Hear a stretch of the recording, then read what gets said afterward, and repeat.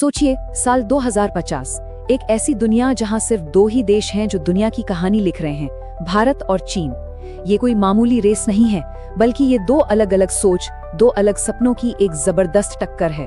तो चलिए भविष्य के इस सबसे बड़े मुकाबले को समझने की कोशिश करते हैं। इस पूरी कहानी का सेंटर पॉइंट सिर्फ एक सवाल है। 2050 में दुनिया की दिशा तय करने वाले सिर्फ दो देश हैं। सवाल बस इतना है, कौन आगे है? यही वो सवाल है जो आज हमारे इस पूरे विश्लेषण की नींव है। ठीक है, तो चलिए सीधे इस दुनिया में छलांग लगाते हैं। विजुअलाइज कीजिए साल 2050 को। आसमान में ड्रोन का शोर है, सड़कों पर सेल्फ ड्राइविंग गाड़ियां एक नदी की तरह बह रही हैं और बड़ी बड़ी फैक्ट्रियों में रोबोट्स बिना रुके काम कर रहे हैं। मतलब दुनिया का ऑपरेटिंग सिस्टम ही बदल चुका है।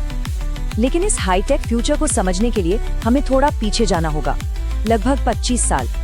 चलिए चलते हैं साल 2025 में, जहां दो टीनेजर्स के सपनों में उनके देशों का भविष्य छिपा है। तो मिलिए आर्यन और लिन से। दोनों की उम्र 15 साल है, लेकिन उनकी दुनिया में जमीन आसमान का फर्क है।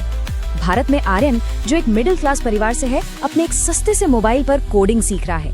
उसका सपना है एक ऐप बना के दुनिया बदलना। वहीं दूसरी तरफ शंघाई के एक हाईटेक अपार्टमेंट में लिन देश की सबसे बड़ी एआई लैब के लिए तैयारी कर रही है। उसकी माँ कहती है, देश को तुम्हारी जरूरत है। एक तरफ एक इंसान का सपना है और दूसरी तरफ देश की ड्यूटी। चलिए अब वापस 2050 में चलते हैं। देखते हैं कि इन दो अलग अलग रास्तों का नतीजा क्या निकला। असली ताकत आखिर किस में है, लोगों की शक्ति में या सरकार के कंट्रोल में? और ये देखिए, ये नंबर्स गेम चेंजर हैं। 2050 तक भारत की आबादी लगभग 1.7 अरब होगी और इसमें दुनिया की सबसे बड़ी वर्किंग एज पॉपुलेशन होगी। यही है भारत की ह्यूमन पावर। वहीं दूसरी ओर चीन की आबादी घटकर 1.3 अरब रह जाएगी और एक बूढ़ी होती आबादी उनके लिए सबसे बड़ी चुनौती होगी।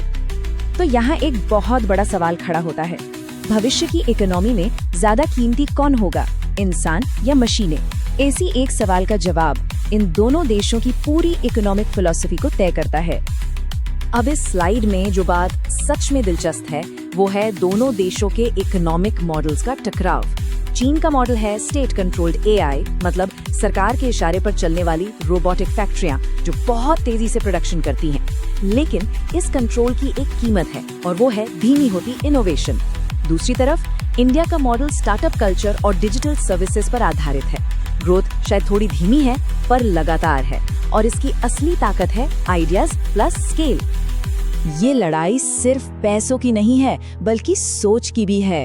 एक तरफ है क्रिएटिव केओस, यानी कुछ भी नया करने की आजादी, और दूसरी तरफ है परफेक्ट कंट्रोल, यानी अनुशासन। चलिए देखते हैं कि टेक्नोलॉजी की दुनिया में ये फर्क कैसे दिखाई देता है। भारत का टेक इकोसिस्टम एक डिजिटल जंगल की तरह है, थोड़ा अस्त व्यस्त लेकिन खुला हुआ। यहाँ लाखों डेवलपर्स अपने गराज में अगला गूगल बनाने का सपना देख रहे हैं और ग्लोबल मार्केट तक उनकी सीधी पहुंच है। वहीं चीन ने एआई, सर्वेलियंस और रोबोटिक्स का एक डिजिटल किला बना लिया है। उनके शहर सुपर स्मार्ट हैं, लेकिन क्रिएटिव फ्रीडम बहुत लिमिटेड है और सिस्टम के बाहर जाकर कुछ भी नया ट्राई करना बहुत ही रिस्की है। और सवाल ये है कि ये सारा टैलेंट आता कहाँ से है? एजुकेशन से। चीन का सिस्टम अनुशासन पर चलता है, जो टॉप रैंकर्स तो बनाता है, लेकिन उसमें फ्लेक्सिबिलिटी की कमी है। वहीं भारत का education system online universities, skill based courses और ग्लोबल सर्टिफिकेशन के साथ पूरी तरह से बदल चुका है, जो प्रॉब्लम सॉल्वर्स तैयार कर रहा है। अगर मिलिट्री पावर की बात करें तो दोनों देश सुपर पावर हैं।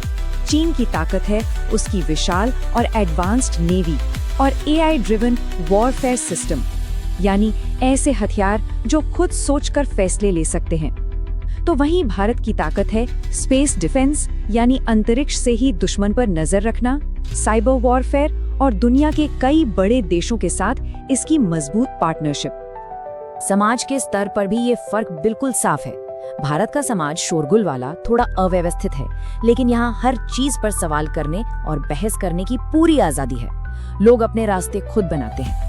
दूसरी तरफ चीन का समाज ज्यादा सुरक्षित और कंट्रोल्ड है, जहाँ जिंदगी में सुविधा तो बहुत है, लेकिन चॉइस और विकल्प कम है।